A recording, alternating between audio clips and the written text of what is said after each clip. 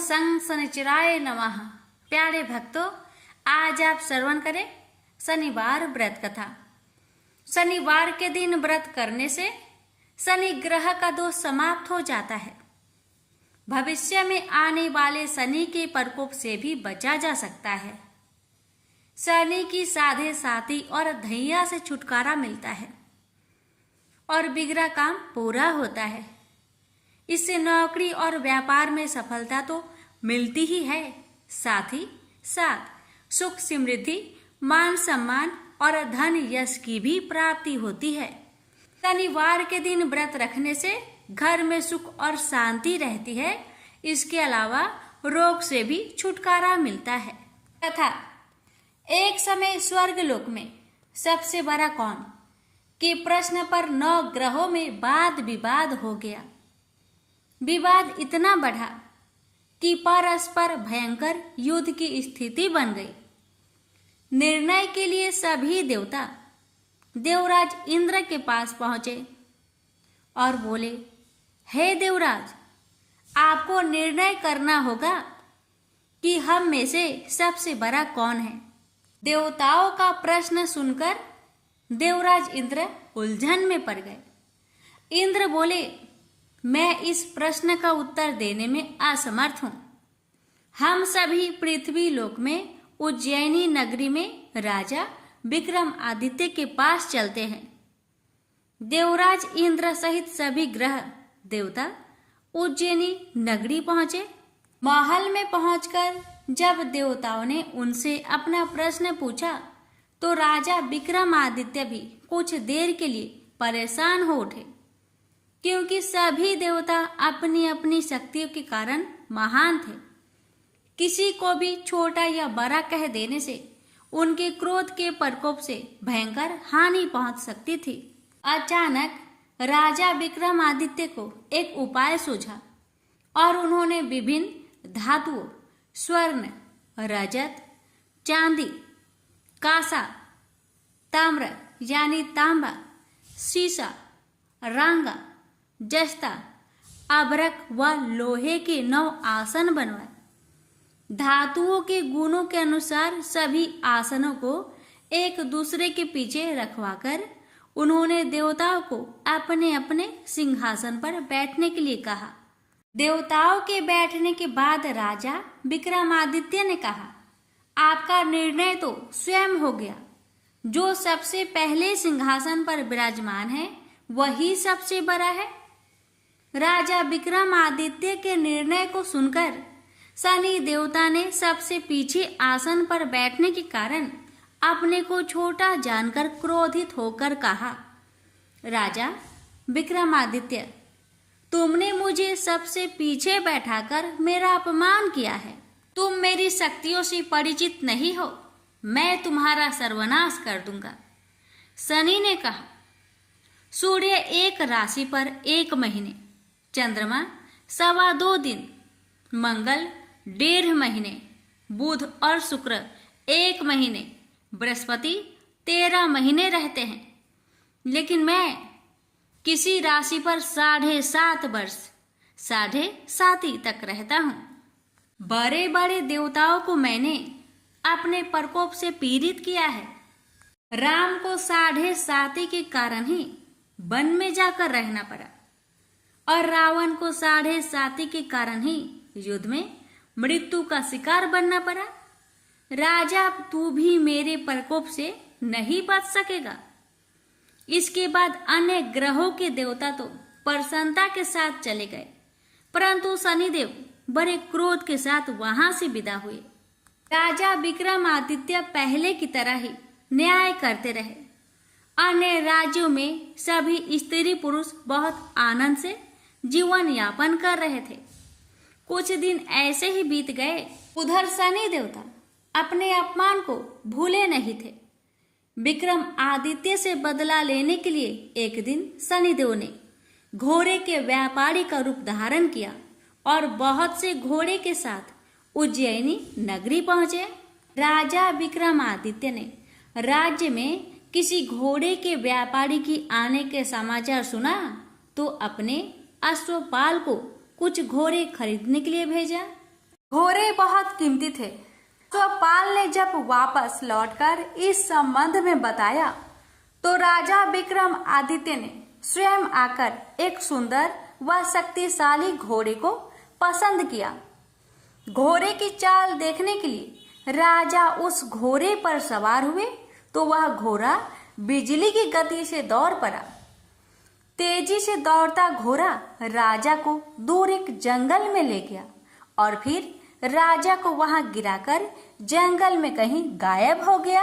राजा अपने नगर को लौटने के लिए जंगल में भटकने लगा, लेकिन उन्हें लौटने का कोई रास्ता नहीं मिला। राजा को भूख प्यास लगाई। बहुत घूमने पर उसे एक चरवाहा मिला। राजा ने उससे पानी मांगा। पानी पीकर राजा ने उस चरवाहे को अपनी अंगूठी दे दी। फिर उससे रास्ता पूछकर वह जंगल से निकलकर पास के नगर में पहुंचा। राजा ने एक सेठ की दुकान पर बैठकर कुछ देर आराम किया। उस सेठ ने राजा से बातचीत की तो राजा ने उसे बताया कि मैं उज्जैनी नगरी से आया हूँ। राजा के कुछ देर दुकान पर बैठने से सेठ जी की बहुत बिक्री हुई। सेठ ने राजा को बहुत भाग्यवान समझा और खुश होकर उसे अपने घर भोजन के लिए ले गया। सेठ के घर में सोने का एक हार खूंटी पर लटका हुआ था। राजा को उस कमरे में छोड़कर सेठ कुछ देर के लिए बाहर गया। तभी एक आश्चर्यजनक घटना घटी। राजा के देखते देखते सोने के उस हार को खूंटी निकल गई। सेठ ने कमरे में लौटकर हार को गायब देखा तो चोरी का संदेह राजा पर ही किया, क्योंकि उस कमरे में राजा ही अकेला बैठा था। सेठ ने अपने नौकरों से कहा कि इस परदेसी को रस्सियों से बांधकर नगर के राजा के पास ले चलो। राजा ने विक्रमादित्य से हार के बारे में पूछा तो उसने बताया कि उसके देखते ही देखते खूंटी ने हार को निगल लिया था। इस पर राजा ने क्रोधित होकर चोरी करने के अपराध में विक्रमादित्य के हाथ पांव कटवाने का आदेश दे दिया। राजा विक्रमादित्य के हाथ पांव काटकर उसे नगर के सड़क पर छोड़ दिया गया। कुछ दिन बाद एक तेली उसे उठाकर अपने घर ले गया और उसे अपने कोल्हू पर बैठा दिया। राजा आवाज देकर बैलों को हाँकता रहता। इस तरह तेली का बैल चलता रहा और राजा को भोजन मिलता रहा। शनि के प्रकोप की 7.5 पूरी होने पर वर्षा ऋतु आरंभ हुई। राजा विक्रमादित्य एक रात मेघ मल्हार गा रहा था कि तभी नगर के राजा की लड़की राजकुमारी मोहिनी रथ पर सवार उस तेली के घर के पास से गुजरी। उसने मेघ मल्हार सुना तो उसे बहुत अच्छा लगा और दासी को भेजकर गाने वाले को बुला लाने को कहा।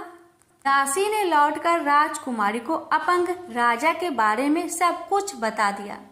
राजकुमारी उसके मेघ मल्हार से बहुत मोहित हुई, अतः उसने सब कुछ जानकर भी अपंग राजा से विवाह करने का निश्चय कर लिया।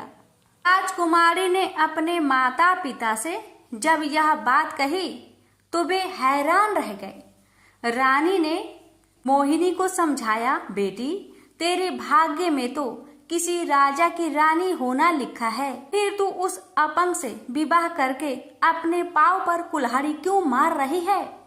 राजकुमारी ने अपनी जिद नहीं छोड़ी। अपनी जिद पूरी करने के लिए उसने भोजन करना छोड़ दिया और प्राण त्याग देने का निश्चय कर लिया। आखिर राजा रानी को विवश होकर अपंग विक्रमादित्य से राजकुमारी का विवाह करना पड़ा। विवाह के बाद राजा विक्रमादित्य और राजकुमारी तेली के घर में रहने लगे। उस रात स्वप्न में शनिदेव ने राजा से कहा, राजा तुमने मेरा प्रकोप देख लिया। मैंने तुम्हें अपने अपमान का दंड दिया है।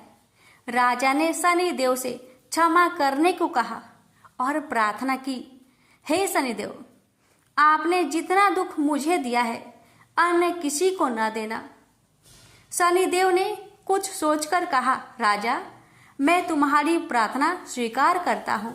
जो कोई स्त्री पुरुष मेरी पूजा करेगा, शनिवार को व्रत करके मेरी व्रत कथा सुनेगा, उस पर मेरी अनुकंपा बनी रहेगी। प्रातः काल राजा विक्रमादित्य की नींद खुली तो अपने हाथ पांव देखकर राजा को बहुत खुशी हुई। उसने मन ही मन शनिदेव को प्रणाम किया। राजकुमारी भी राजा के हाथ पांव सही सलामत देखकर आश्चर्य में डूब गई। राजा विक्रमादित्य ने अपना परिचय देते हुए शनिदेव के प्रकोप की सारी कहानी सुनाई। सेठ को जब इस बात का पता चला तो दौड़ता हुआ तेली के घर पहुंचा और राजा के चरणों में गिरकर क्षमा मांगने लगा। राजा ने उसे क्षमा कर दिया क्योंकि यह सब तो शनिदेव के प्रकोप के कारण हुआ था। सेठ राजा को अपने घर ले गया और उसे भोजन कराया। भोजन कराते समय वहां एक आश्चर्यजनक घटना घटी। सबके देखते देखते उस खूंटी ने हार उगल दिया।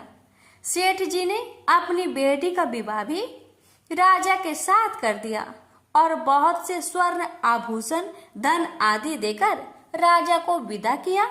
राजा विक्रमादित्य राजकुमारी मोहिनी और सेठ की बेटी के साथ उज्जैनी पहुंचे तो नगर वासियों ने हर्ष से उनका स्वागत किया।